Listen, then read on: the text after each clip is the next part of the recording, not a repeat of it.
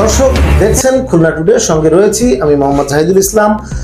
দর্শক, আজকে রাত 8:30 নাগাদ খুলনার ফুলবাড়ি গেট এলাকায় খুলনা প্রযুক্তি ও প্রকৌশল বিশ্ববিদ্যালয়ের দ্বিতীয় গেট এলাকায় সেখানে কিন্তু আল আমিন নামের এক মোটরসাইকেল আরোহীকে দুষ্কৃতকারীরা চলন্ত অবস্থায় ধারালো অস্ত্র দিয়ে জখম করে পালিয়ে যায়।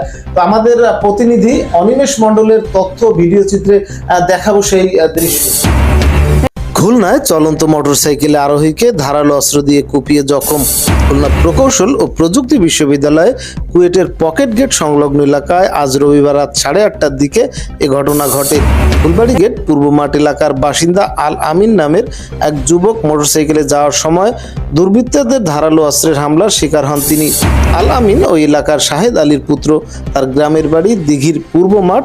বর্তমানে তিনি ফুলবাড়ি গেট এলাকার কেডিএ মোড়ে বসবাস করছেন। তবে এখনো পর্যন্ত হামলাকারীর পরিচয় শনাক্ত করা যায়নি এবং কি কারণে হামলা হয়েছে সেটিও নিশ্চিত হওয়া যায়নি। ঘটনার পরপরই দৌলতপুর থানা পুলিশের অফিসার ইনচার্জ ফোর্স সহ ঘটনাস্থলে উপস্থিত হন এবং প্রাথমিক তদন্ত শুরু করেছেন।